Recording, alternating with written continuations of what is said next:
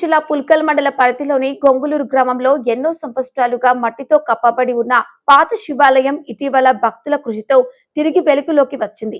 గ్రామస్తులు గుడిలోని మట్టిని తొలగించి ఆలయ ప్రాంగణాన్ని శుభ్రపరిచి కార్తీక మాస పూజా కార్యక్రమాలను ఘనంగా నిర్వహించారు.